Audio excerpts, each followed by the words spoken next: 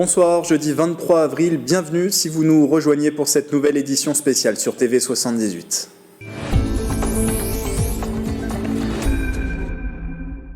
Le point pour commencer sur la propagation du Covid-19 dans les Yvelines. Hier mercredi, 378 personnes avaient succombé dans les hôpitaux du département, ce qui représente 7 décès supplémentaires en 24 heures.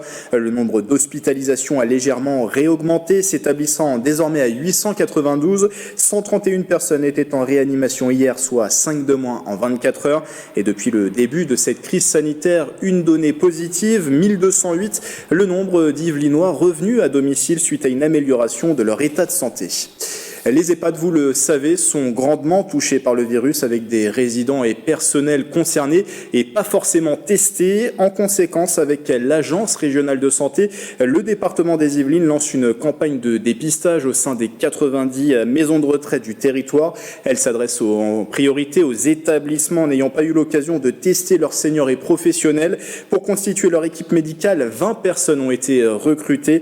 Une action dans le cadre du plan d'urgence et de maintien des activités votées en assemblée départementale vendredi dernier. Et justement, c'est dans le cadre de ce plan que les Yvelines déploient également des tablettes dans les EHPAD via l'opérateur public interdépartemental Seine et Yvelines Numérique. 200 appareils seront ainsi distribués sur le territoire pour permettre aux personnes âgées de garder le lien avec leurs proches à distance. La première remise a eu lieu ce matin. Elle s'est déroulée à l'EHPAD de la Source à Viroflay en présence de Pierre Bédier, le président de la collectivité. Une opération d'un montant total de 400 000 euros. Seine et Yvelines Numérique a distribué également 15 tablettes à la maison de l'enfance des Yvelines située à Mantes-la-Jolie. L'objectif, en plus du renforcement du lien social, est celui de la continuité pédagogique. Le reportage d'Aurélie Ronze et de Patrick Jacques de Dixmude. Dans ce carton, 15 tablettes numériques seront bientôt transmises aux enfants accueillis au sein de la maison de l'enfance des Yvelines. Elles sont fournies par Seine et Yvelines Numérique, premier opérateur public interdépartemental. On gère donc pour le compte du département vis-à-vis des collèges l'ensemble de l'équipement en tablette des collégiens et donc nous avions un stock prévu pour l'année prochaine et on a décidé de libérer ce stock. Des tablettes à destination d'enfants de 3 à 12 ans confiés à l'aide sociale à l'enfance. Elles ont un double objectif, garder un contact visuel avec leurs parents et assurer la continuité pédagogique en ce temps de confinement. J'étais plutôt satisfaite de voir arriver de l'aide pour les enfants, effectivement, à suivre leur scolarité, mais aussi pour mes éducateurs, les éducateurs de la maison de l'enfance, qui doivent s'adapter tellement à la situation de l'enfant, la scolarité, le niveau des scolarités adaptées aussi pour un certain nombre d'enfants. Tout est sécurisé vraiment et on a accès à des applications qui sont validées par l'éducation nationale. On n'avait qu'un ordinateur pour tous les enfants, donc au niveau de photocopier tous les papiers qu'il y avait pour tous les enfants, c'est vrai que c'était compliqué. Ça va être beaucoup plus simple pour nous déjà, pour renvoyer. Et puis pour eux, ça va être une façon aussi plus ludique de travailler, donc plus motivant. Au total, 1200 tablettes numériques vont être distribuées par Seine et Yvelines Numérique dans les maisons de l'enfance et les EHPAD des 2 départements. La procédure est ouverte depuis lundi. La campagne de déclaration des revenus de 2019 est active pour 1 mois et demi. Un dépôt de déclaration adapté en ces temps de crise sanitaire. Le calendrier a été rallongé. Les centres de finances publiques n'accueillent pas de personnes sur place. La télédéclaration est donc à privilégier. La procédure est aussi simplifiée avec la déclaration automatique. Pour déclarer, il suffit de vérifier des informations pré-remplies et de les valider ou de les modifier. Voici le calendrier. Vous avez jusqu'au jeudi 11 juin pour faire votre déclaration en ligne et jusqu'au vendredi 12 juin pour déposer votre déclaration papier. Ce dernier cas de figure est valable uniquement si vous avez déclaré vos revenus en format papier en 2019.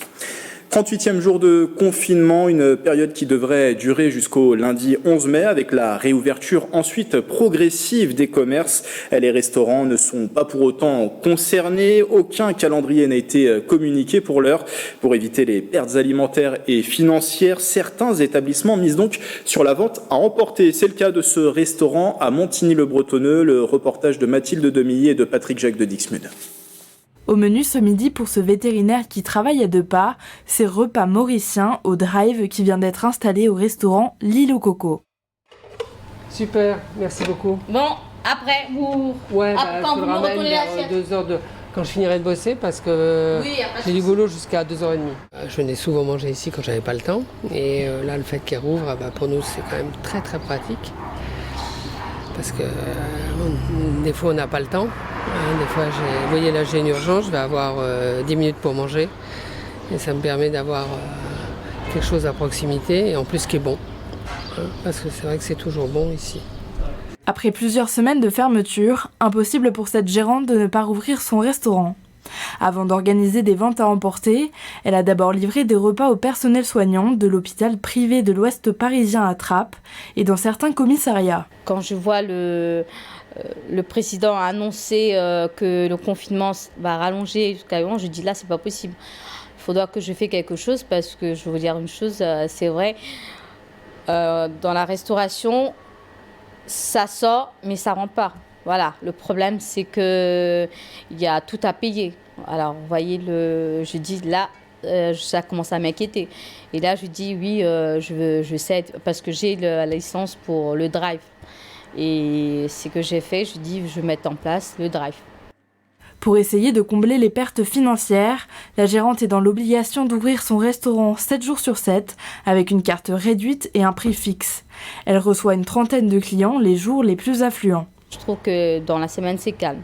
Mais quand même, je vais vous dire que si je fais une dizaine de plats, bon, ça paye l'électricité, ça paye l'eau, ça paye le téléphone, voilà, tout ce qui est obligé.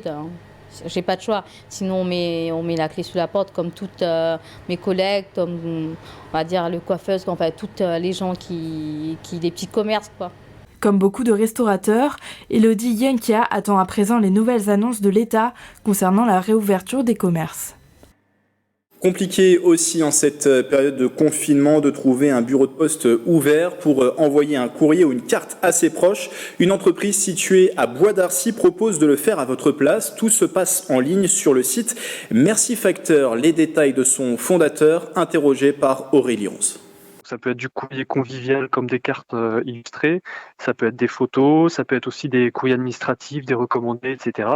Vous allez valider votre courrier en ligne et nous, le jour même, on va l'imprimer et le poster. Depuis le début du confinement, on a environ une multiplication par 6 de nos volumes d'envoi. On a eu au tout début du confinement énormément d'envois de professionnels qui se retrouvaient du jour au lendemain en télétravail et qui étaient un petit peu désemparés, avec aussi beaucoup de choses du point de vue administratif à gérer en urgence. Donc on a eu une énorme augmentation de volume des professionnels au début du confinement. Ensuite, ça s'est un peu stabilisé et par contre, les envois de cartes des particuliers, lui, se maintient à un très haut niveau. Parce que les gens, évidemment, manquent de contact. Beaucoup d'envois aussi vers les EHPAD, vers des personnes âgées, etc. Donc ça, on le constate vraiment, il y a une très très forte hausse à ce niveau-là. Ce projet pourrait être prochainement une sérieuse alternative à l'offre de transport actuelle dans la région. Le collectif Vélo Île-de-France, qui regroupe 30 associations, a imaginé le RER-V, Réseau Express Régional Vélo.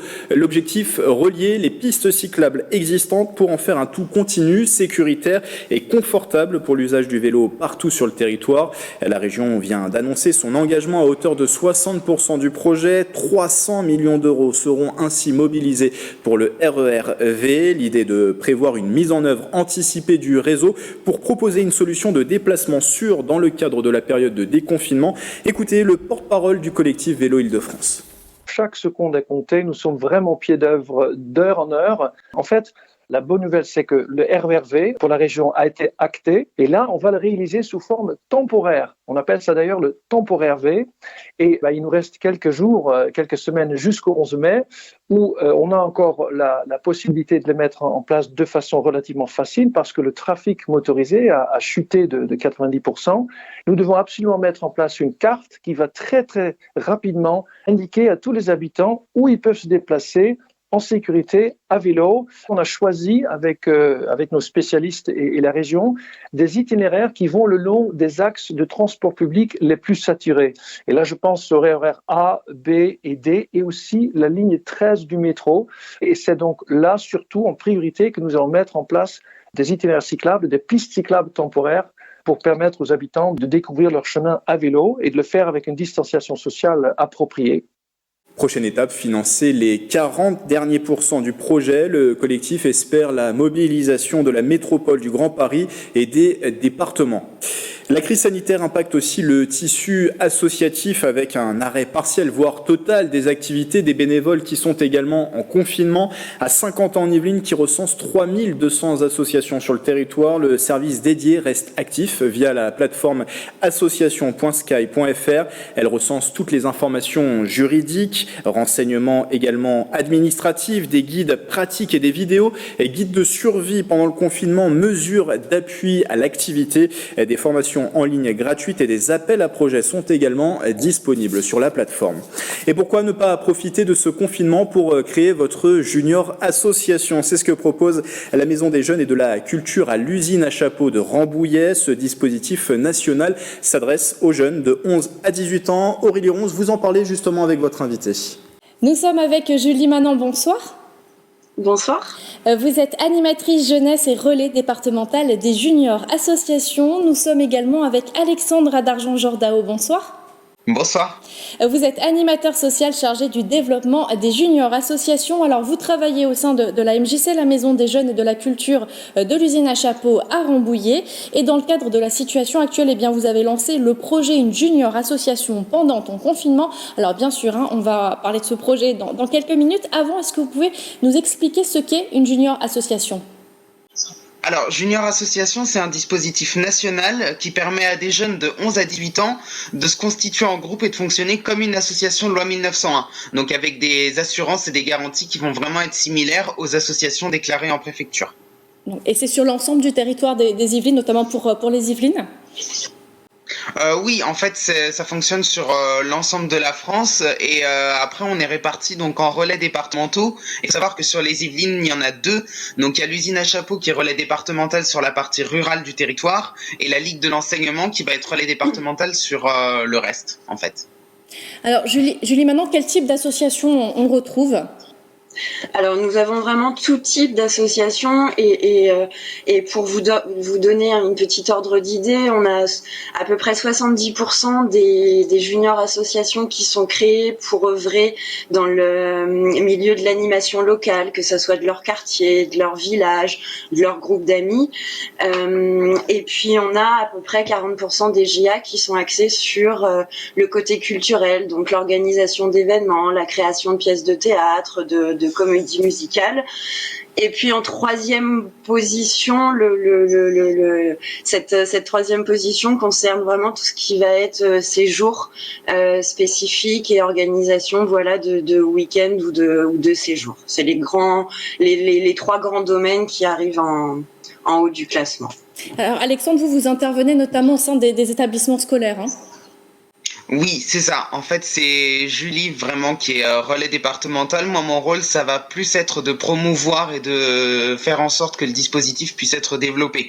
Donc, en intervenant dans les établissements scolaires, mais aussi dans les structures jeunesse et dans tous les lieux qui vont accueillir des jeunes pour leur présenter le dispositif et leur donner envie de s'engager et de créer et de se rendre compte qu'en fait, il n'y a pas besoin d'attendre d'être majeur pour pouvoir développer des projets. C'est vraiment un des objectifs de Junior Association et c'est ce qu'on essaie de leur montrer à travers nos interventions.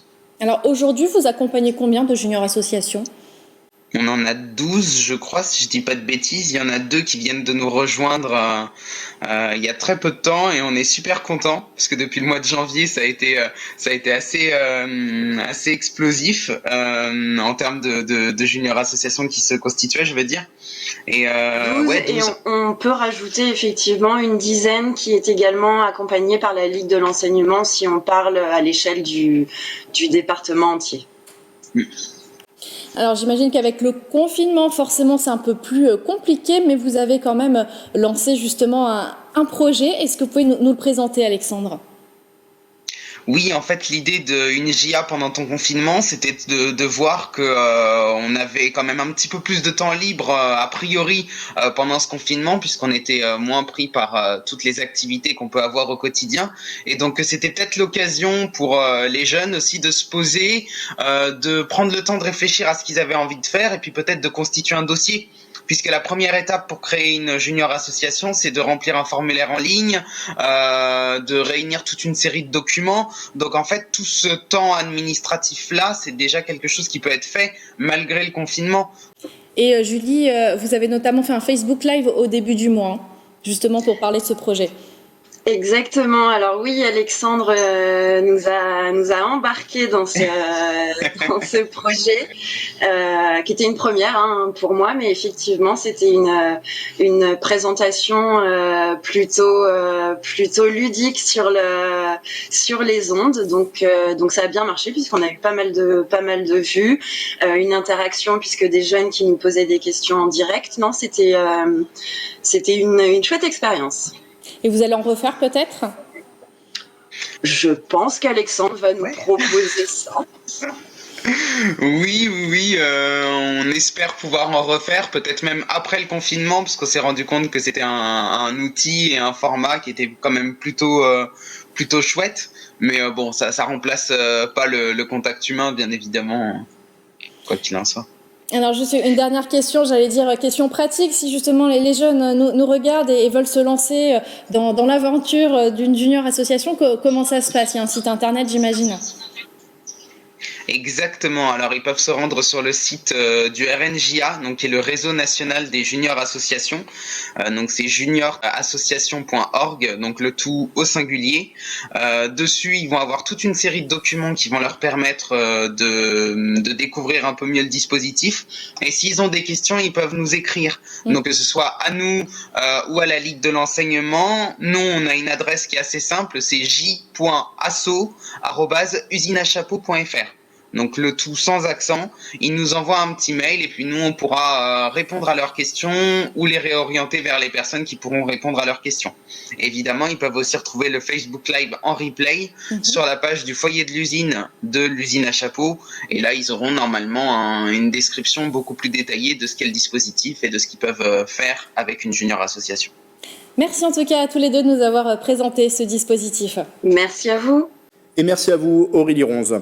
Et puis un mot de religion pour refermer ce journal. Le Ramadan débutera ce vendredi pour les 140 000 Yvelinois de confession musulmane. Un mois de partage de prières dans un contexte forcément particulier qui est celui du confinement. Les mosquées, comme tous les lieux de culte, sont fermées actuellement et ce jusqu'au moins la mi-juin. Écoutez le président du CAM 78, c'est le collectif des associations musulmanes de Saint-Quentin en Yvelines. Les propos sont recueillis par Wilfried Richy. Parce que pendant le Ramadan, il y a le principe des repas de rupture du jeûne, qui était quelque chose de très très important dans la tradition, dans l'esprit, les notions de partage et de générosité. Il y aura des opérations de distribution de box, de paquets, des iftar box, que les personnes viendront chercher avant l'heure de rupture du jeûne et qu'elles récupéreront pour manger à la maison, seules. Et puis, il y a aussi des opérations de distribution dans des zones où il y a des concentrations de personnes un petit peu dans des situations précaires et vulnérables. Ce sont les foyers de travailleurs isolés. Et là, il y aura des distributions avec certaines associations du CAM en partenariat avec d'autres associations humanitaires locales. Un des desseins de l'islam, de la législation islamique, c'est la préservation de la vie humaine. La préservation de la vie humaine passe avant tout et avant certaines choses qui paraissent obligatoires, qui sont préférables, comme les prières collectives, qui sont obligatoires certes, mais la préservation de la vie humaine passe avant cela. Et c'est pour cela que nous avions fermé nos mosquées avant le début du confinement, et c'est pour ça que les mosquées resteront fermées pendant le mois du Ramadan. Et je profite de cette audience pour rappeler à tous les musulmans qui écouteront cela que c'est vrai qu'avec les beaux jours, on peut considérer qu'on sort plus facilement, mais non, il faut faire attention, il faut rester confiné. Il faut faire attention parce qu'on peut être un vecteur aussi de mal pour ses proches et pour la société en général.